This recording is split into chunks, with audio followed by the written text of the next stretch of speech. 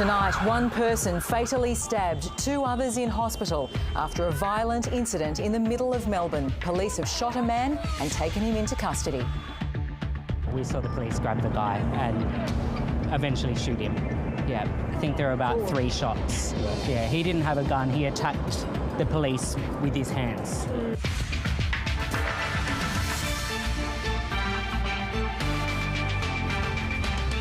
Support from all sides of politics for the journalist at the centre of the Luke Foley harassment claims. And surgery success. The little twins from Bhutan now safely separated. Good evening, Mary Gearin with ABC News. One person is dead and 2 are in hospital with stab wounds following another attack in the heart of Melbourne's CBD. It happened this afternoon when police received reports of a car on fire. They confronted a man armed with a knife who lunged at them. He was shot in the chest. Reporter James Oaten is on the scene. James, how much do we understand about what happened this afternoon? Well, inner city workers and residents of Melbourne have now endured another harrowing ordeal. As you just mentioned, police received reports of a car on fire shortly after 4 o'clock. What happened afterwards we've been able to piece together with eyewitness accounts and mobile phone footage that has been provided to us and also uploaded online. Shortly after that car or vehicle burst into flames, we can see that there is at least 2 officers trying to subdue a man. He has a knife, he's swinging that knife at them. One of the police officers has his baton trying to subdue the man. There's another resident nearby, in fact, even using a trolley to try and keep this person at bay. The video footage ends when another officer pulls out his pistol and opens fire. We now know that the alleged attacker has been taken to hospital in a critical condition. We've also heard from eyewitness accounts that describe that one of the victims has gone up to this person, the alleged attacker, shortly after the car burst into flames. And the way it's been described to us is almost casually the way this person walked up to this attacker, and that's when he's been stabbed in the chest. And multiple eyewitnesses have then told us that person collapsed and died at the scene. And we know that that person is still at the scene now, whereas 2 other victims have been taken to hospital with stab wounds. Let's have a listen to what some of the eyewitness accounts have been. We saw the police grab the guy and eventually shoot him. Yeah, I think there were about 3 shots. Yeah, he didn't have a gun. He attacked the police with his hands. Everyone was in panic and running, basically. So, yeah, it was, shocking. Security tried to pull the attacker out of the car, and the attacker come out of the car and attack the security. And then the car just burst into flame from one side of the street to another side of the street, and the flame violently light up the car. Probably a second small explosion from the car as well. Some eyewitnesses there to the events in the city. And James, do we know much about the victims? At the moment, we don't, other than that their injuries have meant that 2 are in hospital. One has been with a stab wound to the neck, and then 1 person is deceased. But this is still very much an active scene. As I mentioned, that the deceased person is still actually at the scene. We've seen police officers and other investigators here looking at the scene. Meanwhile, this is very much an area that has been cordoned off. No one is able to get in and out close to Bourke Street. I've got police officers next to my left-hand side here, and they've been telling people to keep moving on. I've seen people to try and exit the buildings, and police saying, no, you cannot enter this area, the exclusion zone that is behind me, and they've been told to go the back way. This is still very much an active investigation, and certainly we'll be bringing more details as they come to light throughout the evening. Thanks, James. Now, Norman Hermont is also in the CBD. Norm, what have the police told us so far?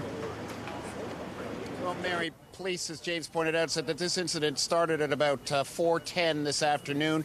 Their officers responded to reports of a car on fire in Bourke Street in the middle of Melbourne. This is what police said happened next.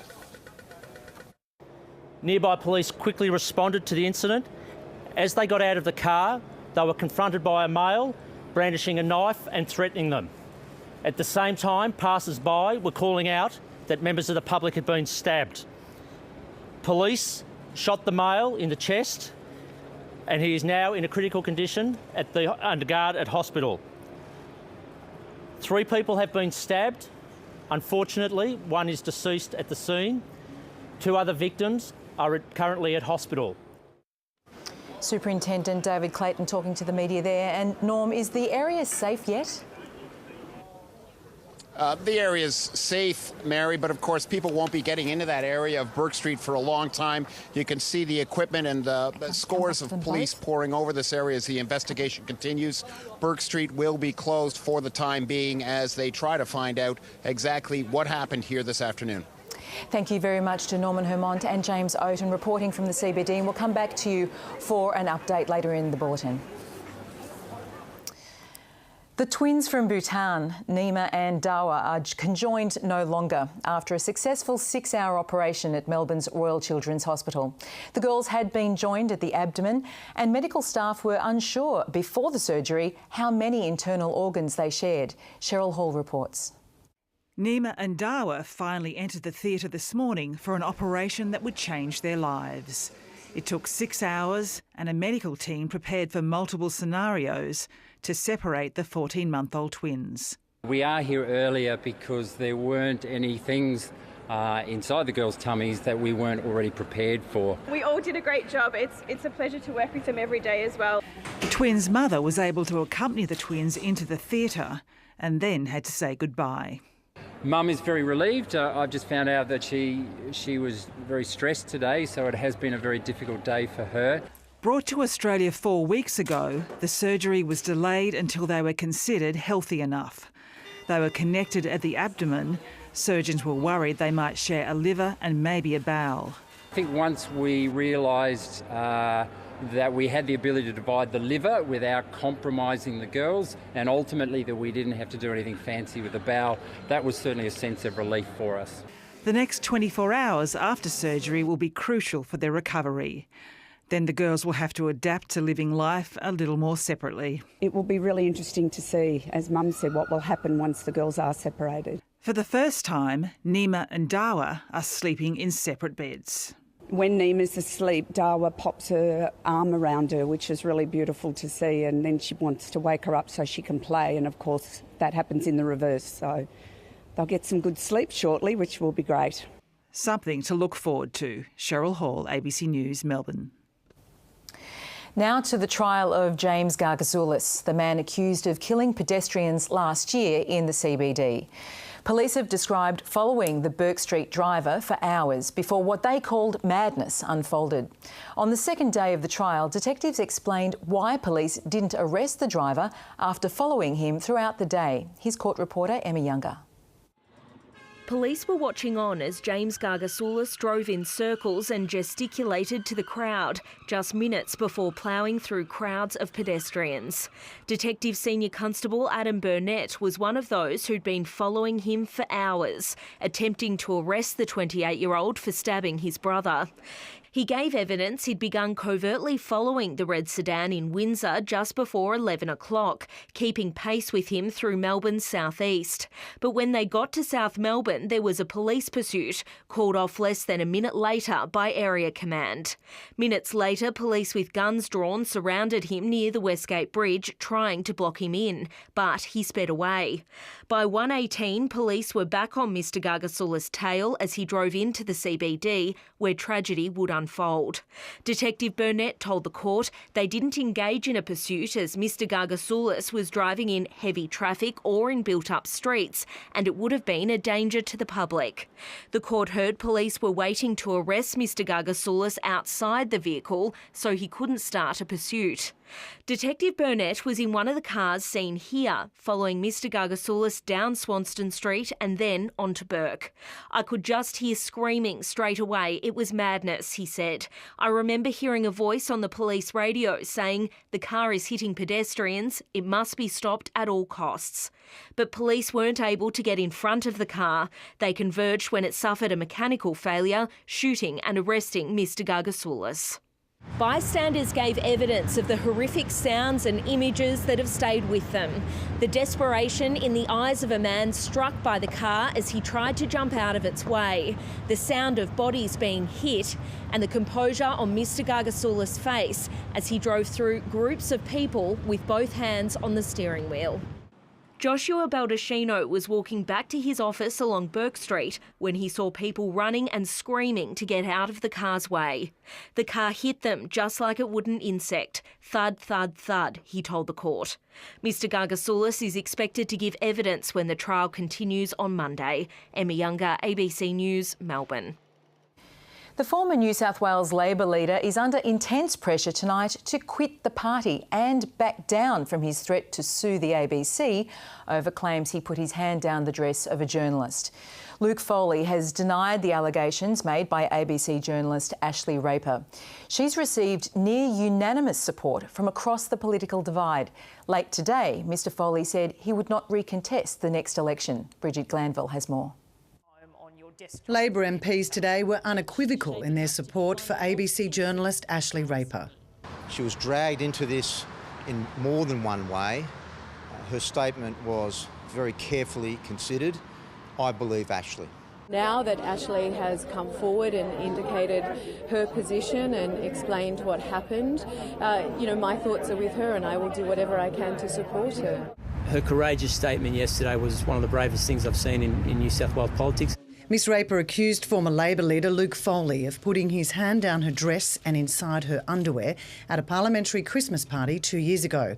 Mr Foley said the allegations were false but stood down as leader, then signalling his intent to sue the ABC for defamation. Nothing good will come of it. It will be damaging for everyone, particularly for Ashley Raper, and I think Luke should carefully reconsider whether he wants to take those legal proceedings or not. But there was anger too towards the government, aimed at Corrections Minister David Elliott, who used parliamentary privilege to raise the allegations. Parliamentary privilege is a privilege not to be abused. This woman did not want these comments and these allegations to be made public. Today, David Elliott released a short statement. This has clearly been a difficult time for the journalist. I have long held concerns over the character of the alternate Premier. To that end, it was never my intent to cause distress for the journalist. I've expressed my absolute disappointment that her ability to control the issue as she wanted to was taken away from her. But there was no sign her minister would be punished. Today is not the day to get political, OK? Thank you. The ABC released a statement on behalf of journalist Sean Nichols, who witnessed the alleged incident. He's denied a report that he leaked the details to a Liberal politician, saying it's an outrageous slur on my integrity. For the record, I fully support Ashley's account of what happened. Luke Foley will not be recontesting his seat of Auburn, but there are still some calls to expel him from the party. In terms of Mr Foley, that is a matter for the New South Wales State Labor Party and the caucus and Mr Foley. The Labor caucus will meet tomorrow to choose a new leader who'll have just 5 months to rescue the party before they head into the next state election in March next year. Bridget Glanville, ABC News, Sydney. Scott Morrison is shrugging off Malcolm Turnbull's return to the full glare of public attention and has dismissed his suggestion the government's racked by factionalism and bullying. In an hour-long ABC broadcast, the former Prime Minister has specifically named the 9 ministers he blames most for destroying his leadership. But Mr Morrison insists his government is working and can win the next election. Political editor Andrew Probyn is at Parliament House. Prime Minister, why was Malcolm Turnbull wrong? It's the question that still haunts. Malcolm Turnbull isn't running. I'm running. Bill Shorten's running. And here's the... Now you've asked me the question. You've got to let me answer. Oh, okay. On the far side. OK, thank you. From the sidelines came the sidelined, but with no more light to shed. Why aren't you still Prime Minister? And that's the question I can't answer, of course. The only people that can answer that are the people that engineered the coup. There are people like Peter Dutton and Tony Abbott and Greg Hunt and Matthias Cormann. Malcolm Turnbull names the 4 main assassins in that mad week in August. His failed challenger, the long-time rival, the health minister and his one-time protector-in-chief. I did not anticipate that people would act, particularly cabinet ministers, would act so self-destructively. Well, they've got to be responsible for their actions. They made a decision about not supporting Malcolm and they have to be responsible for that. And so why did they get rid of him? Well, you have to ask them that. I certainly did not engineer and he could. Although he went no closer to explaining why it happened than on the day itself. It became obvious this week, sadly, that the Liberal Party hadn't united sufficiently behind Malcolm Turnbull. And the deposed says he knows why. What you've seen increasingly is the right saying, if you don't, even if they're not in a majority, if you don't give us what we want, we'll blow the show up. Malcolm Turnbull may not have taken any blame for what happened to him, but he did identify the threat posed by the struggle between the Conservative and moderate wings of the Liberal Party.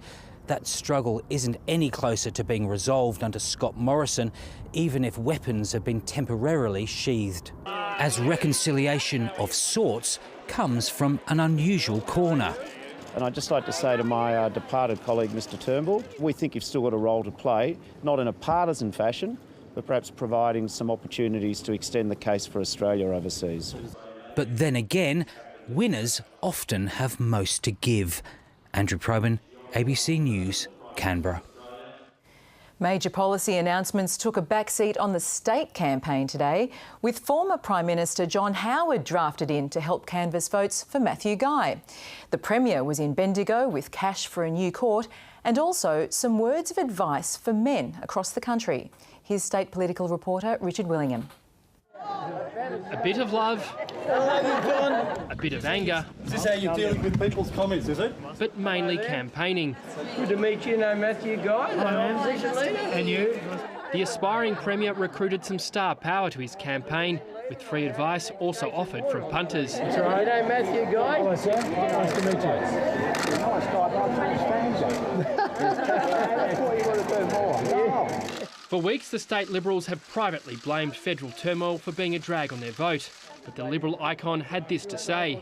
I've seen a long history of people voting differently in state and federal elections from the same part of the country. And for Liberal voters without a candidate in Richmond, Mr Howard had this message about how to vote. The Greens are the true extremists of Australian politics.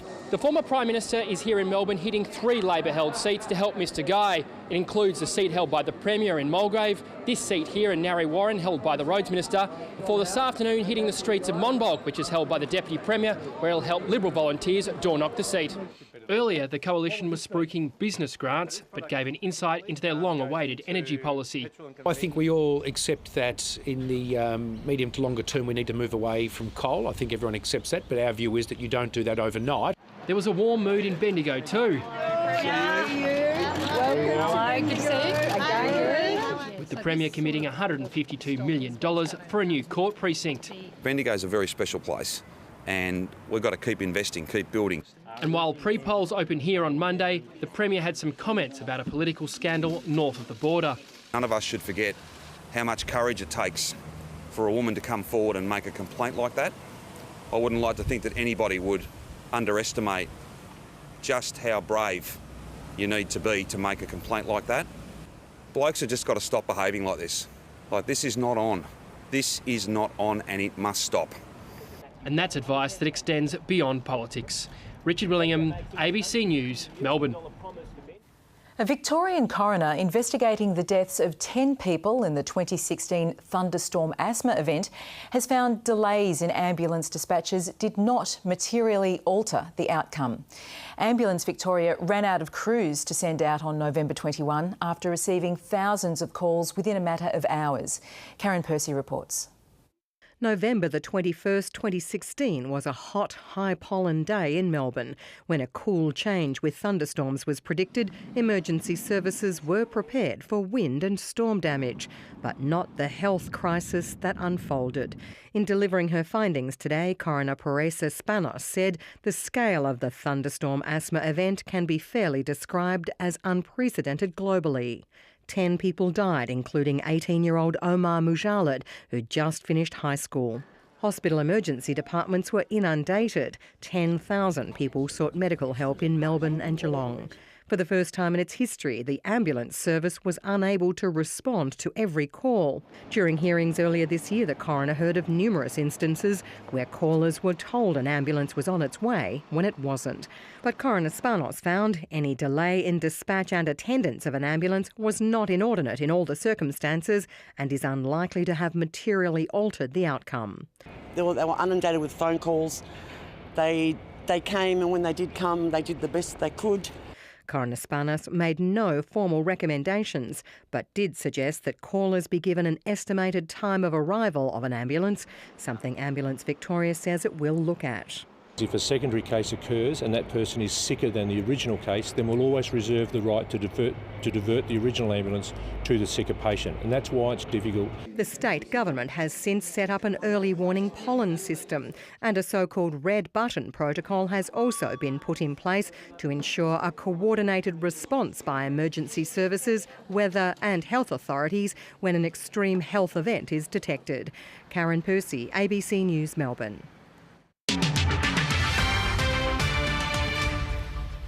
Today marks 80 years since the infamous Night of Broken Glass, or Kristallnacht, a series of violent attacks on Jews in Germany, often described as the beginning of the Holocaust.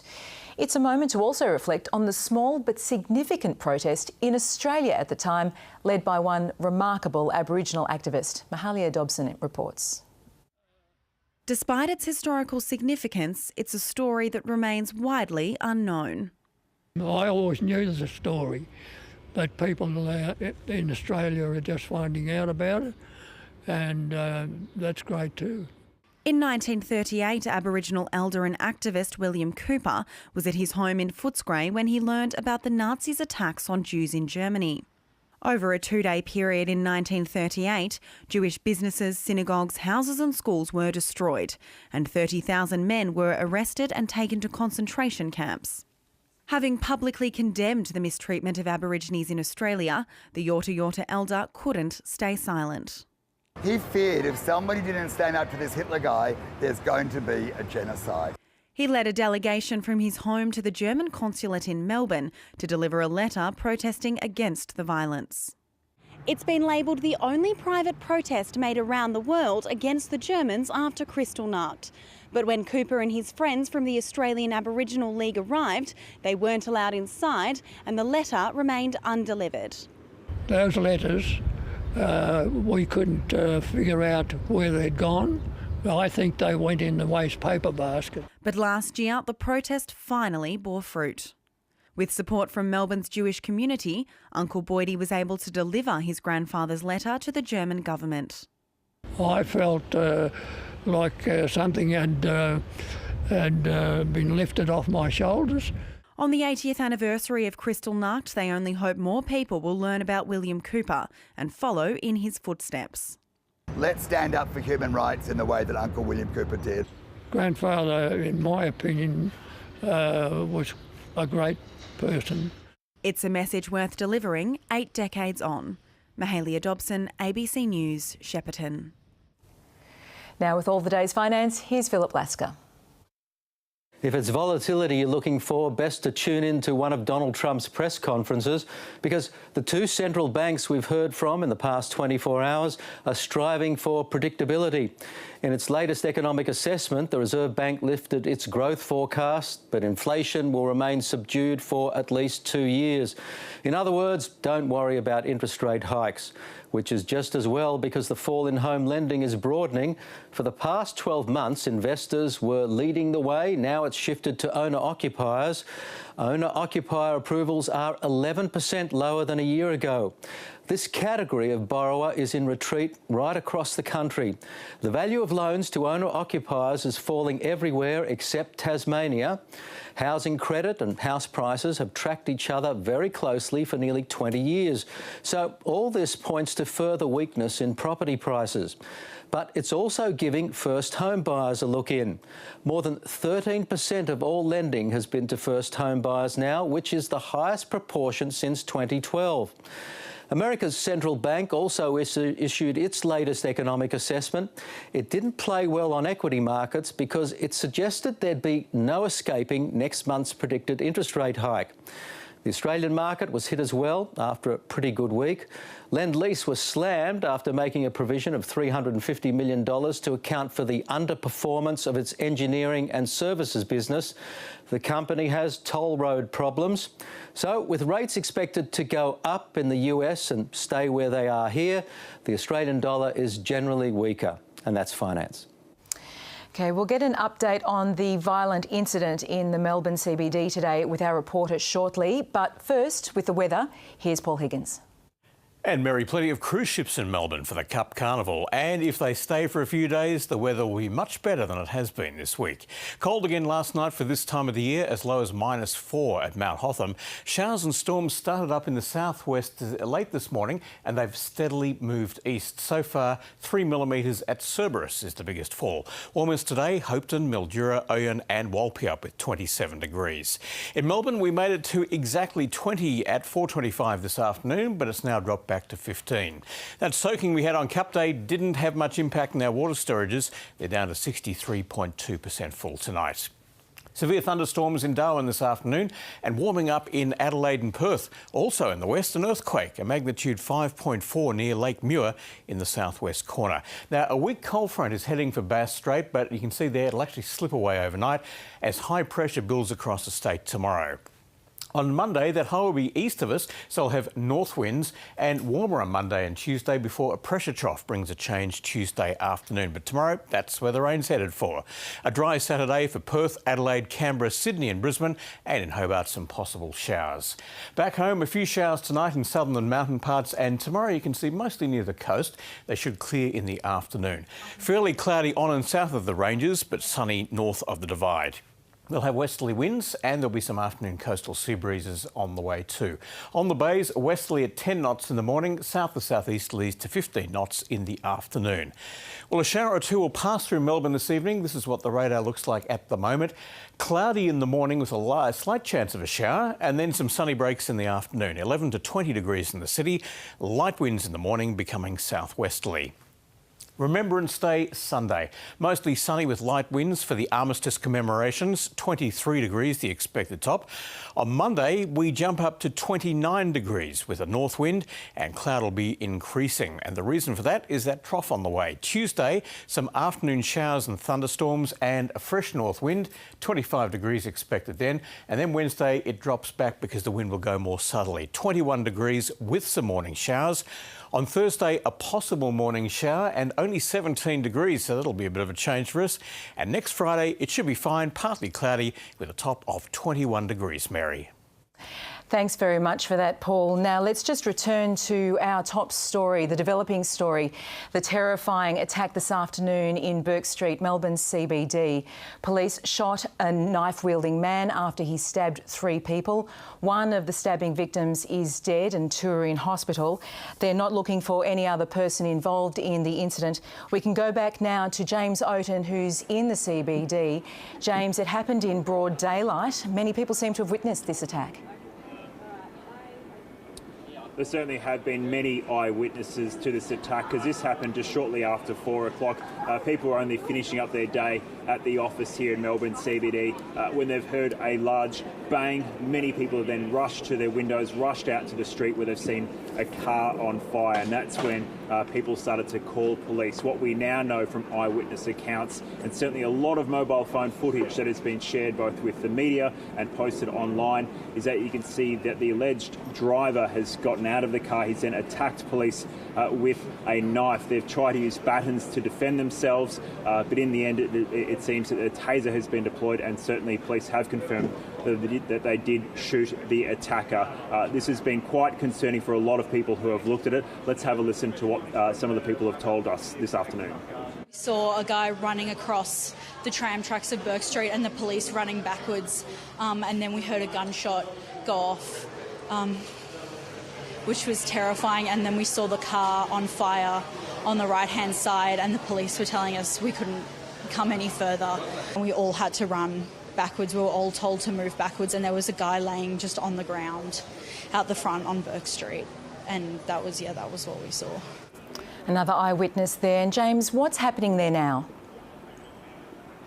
Well, we know that at least 2 people have been taken to hospital. The deceased person is has still been on scene, and there are emergency service workers here now. Police have got the whole area cordoned off, and they are warning people to stay away from the area. No one's been able to get out of their shops at the moment or get back into the scene at the moment. James Oaten, thank you very much for that report from the CBD. And that's it for now from the newsroom at South Bank. Stay tuned to the ABC on TV, radio and online for all the developing news about today's Bourke Street incident. Please join me again tomorrow. Have a good night.